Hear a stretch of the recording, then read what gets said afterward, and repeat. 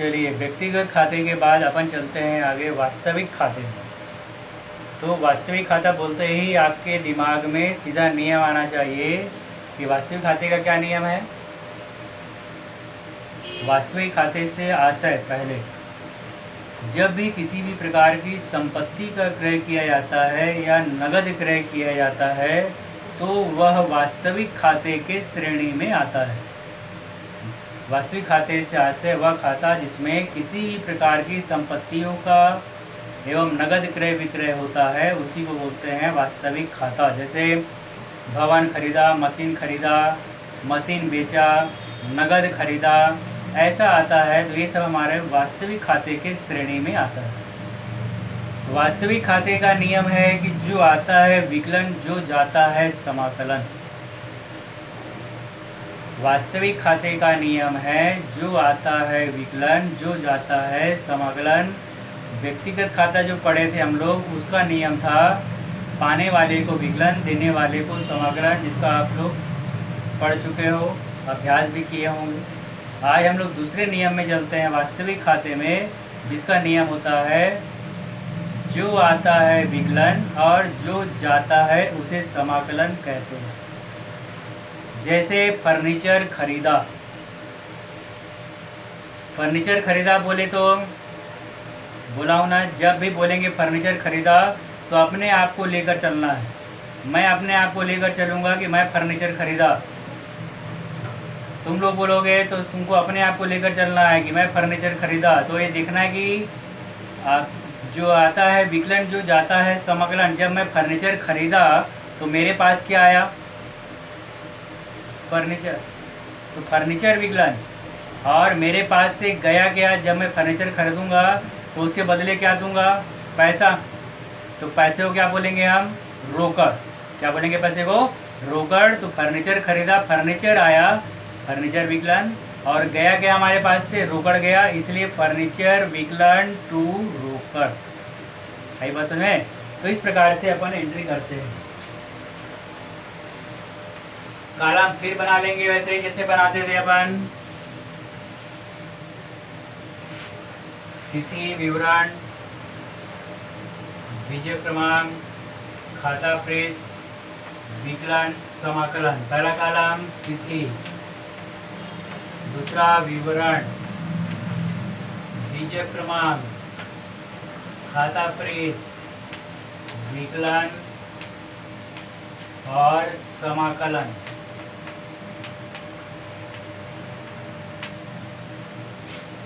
फिर से कॉलम देख लेंगे एक बार। तिथि, विवरण, बीजक क्रमांक, खाता पृष्ठ, विकलन, समाकलन, ये हमारा कॉलम रहेगा। फर्नीचर खरीदा बोले हम लोग यहाँ पर, तो अपने दिमाग में सीधा आना चाहिए जो आता है विकलन, जो जाता है समाकलन। फर्नीचर खरीदा बोला है, राम श्याम मोहन का नाम नहीं आया है, केवल फर्नीचर खरीदा बोला, तो सौदा हमारा क्या है? नगद। ये भी अपने दिमाग में हमेशा रखना है। अब यहाँ सोचना नहीं कि उधार की नगद, उधार का तो सवाल ही पैदा नहीं होता है, क्योंकि यहाँ पर किसी व्यक्ति के नाम का उल्लेख नहीं है। फर्नीचर खरीदा, मशीन खरीदा, भवन खरीदा, सब ऐसा आता है तो हमेशा क्या होता है? नगद।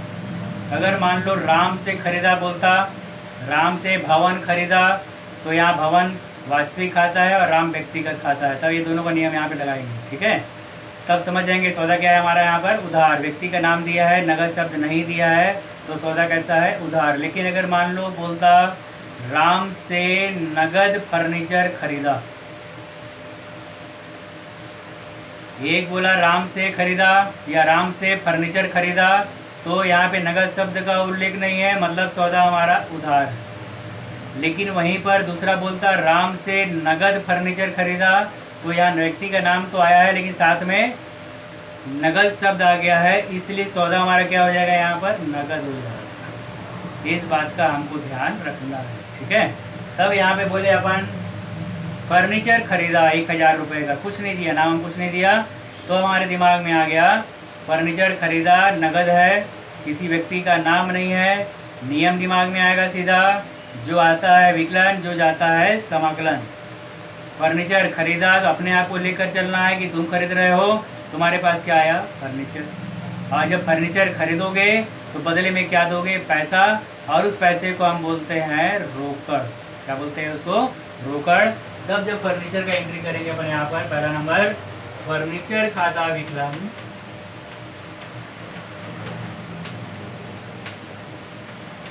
टू रोकड़ खाता। नरेशन देंगे नगद खरीदा।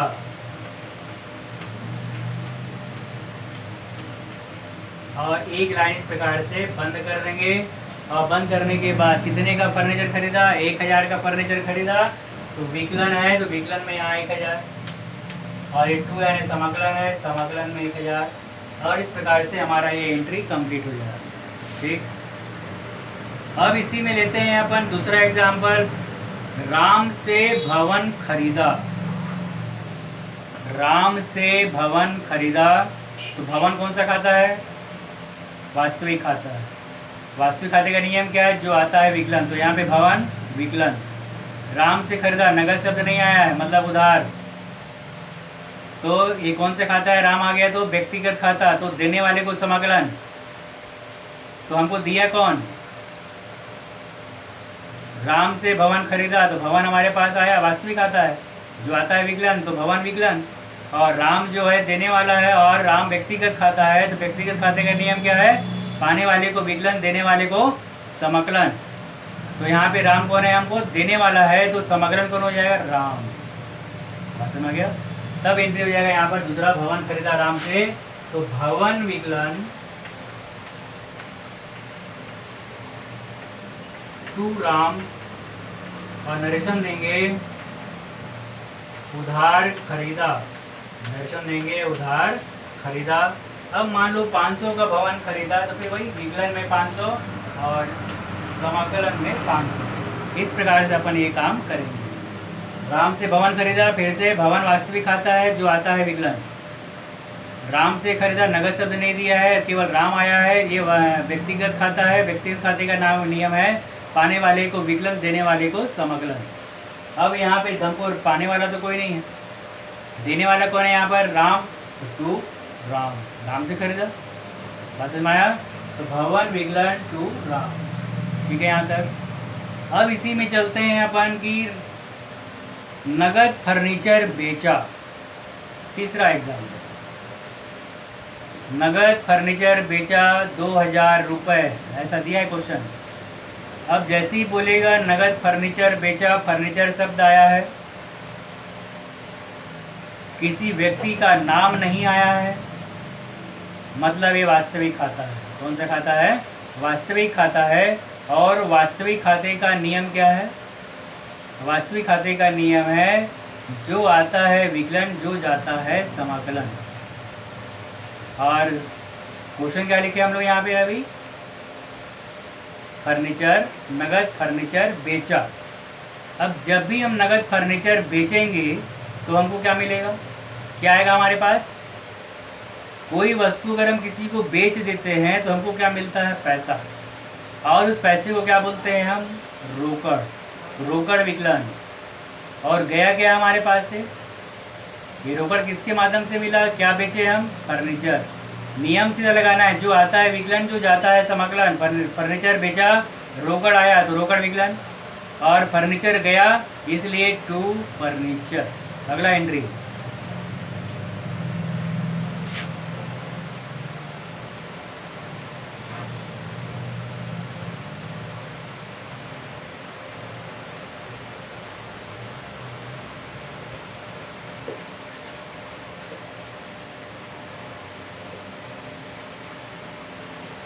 तो अगला एंट्री अपन करेंगे यहाँ पर फर्नीचर बेचा। बेचा बोलते ही आपके दिमाग में आ चुका है फर्नीचर वास्तविक खाता है, और वास्तविक खाते में जो आता है विकलन, जो जाता है समाकलन।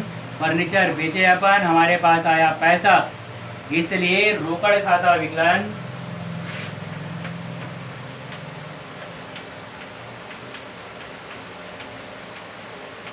रोकड़ खाता विकलन टू गया क्या हमारे पास से, फर्नीचर। नरेशन देंगे नगद बेचा। नरेशन क्या दे देंगे अपन यहाँ पर, नगद बेचा। बात समझ में आया। फर्नीचर बेचा, पैसा आया और फर्नीचर गया। जो आता है विकलन, जो जाता है समाकलन। फर्नीचर बेचने पर हमको पैसा मिला है, इसलिए रोकड़ विकलन, जो आता है विकलन। और हमारे पास से गया फर्नीचर टू फर्नीचर। कितने का फर्नीचर बेचा बोलता है? 2000 रुपये का, तो ये 2000। और नरेशन दे देंगे नगद बेचा।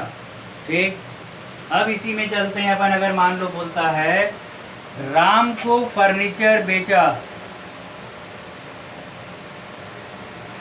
राम को फर्नीचर बेचा ऐसा बोलेगा तो राम व्यक्तिगत खाता है, नगद शब्द नहीं आया है, केवल बोला है राम को फर्नीचर बेचा, मतलब सौदा हमारा उधार है। ठीक है, तो पाने वाले को विकलन, पर राम को जब बेचा तो पाने वाला कौन है यहाँ पर? राम। कौन है पाने वाला? राम। तो पाने वाले को विकलन करेंगे अपन यहाँ पर, राम विकलन।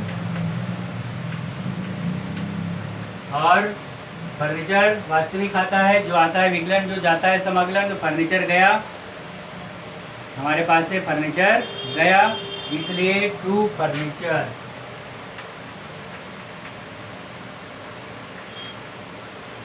दर्शन देंगे उधार बेचा। अब मान लो 1000 रुपये का फर्नीचर बेचा, तो यहाँ लिखेंगे अपन 1000। 1000 रुपये का फर्नीचर बेचा, तो यहाँ लिखेंगे अपन 1000 रुपये। और इस प्रकार से हमारा एक कंप्लीट हुआ। ठीक है, आगे बात समझ में।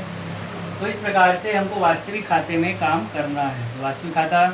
इसके बाद चलते हैं अपन इसी में नाम मात्र का खाता। इसके बाद देखते हैं अपन नाम मात्र का खाता।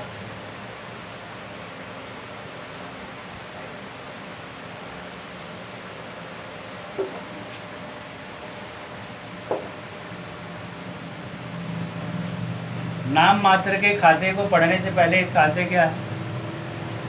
नाम मात्र के खाते से आशय उस खाते से है जिसमें छोटे छोटे आय एवं व्ययों का लेखा किया जाता है। जिसमें छोटे छोटे आय एवं व्ययों का लेखा किया जाता है, उस खाते को बोलते हैं नाम मात्र का खाता। जैसे वेतन दिया, किराया दिया, ब्याज दिया, प्रीमियम दिया, कमीशन दिया। व्यय आय के संबंध में भी लिखा होता है। रोकड़ में कमीशन मिला, ब्याज मिला, बट्टा मिला, ये शब्द अगर दिया रहेगा तो समझ जाना है हमको ये कौन सा खाता है? नाम मात्र का खाता है। इसको बोलते हैं अपन नाम मात्र का खाता या अवास्तविक खाता। नाम मात्र का खाता और अवास्तविक खाते में लेखा करने का नियम क्या है? तो पहला नंबर व्यय के लिए, पहला नंबर व्यय के लिए, व्यय को विकलन और यह व्यय जिस माध्यम से किया जाता है उसे समाकलन किया जाता है। जो भी व्यय रहेगा, वेतन, मजदूरी, किराया, ब्याज, जितना भी दिया वो विकलन। और ये व्यय हम किसके माध्यम से करेंगे? रोकड़ के माध्यम से करेंगे। किसके माध्यम से करेंगे? रोकड़ के माध्यम से करेंगे। इसलिए हमेशा रोकड़ क्या हो जाएगा? समाकलन। व्यय विकलन टू रोकड़।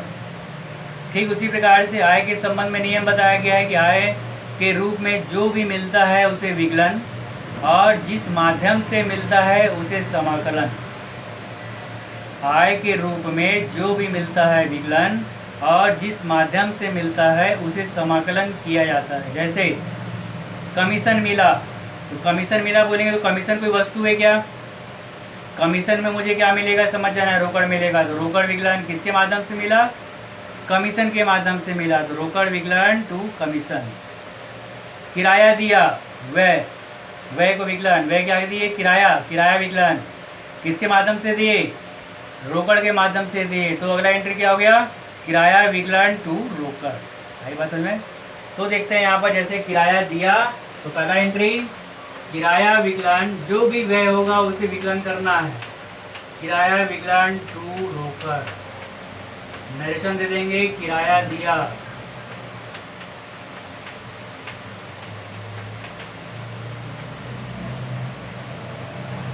दूसरा बोलता है यहाँ पे ब्याज मिला। ब्याज मिला बोलेंगे तो ब्याज कोई वस्तु है क्या?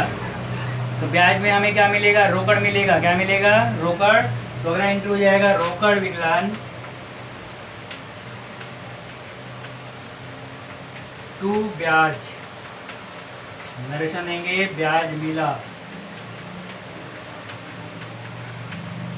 ब्याज मिला। तो इस प्रकार से ये प्रविष्टि की जाती है और ये कहलाता है हमारा अवास्तविक या नाम मात्र का खाता। ठीक है, तीनों नियम समझ में आ गया। जब ये तीनों नियम समझ में आ जाएगा तो पूरे इसके संबंधित वास्तविक, व्यक्तिगत और नाम मात्र से संबंधित जितना भी एंट्री आते जाएगा वहाँ पर सब प्रविष्टि हो जाएगा।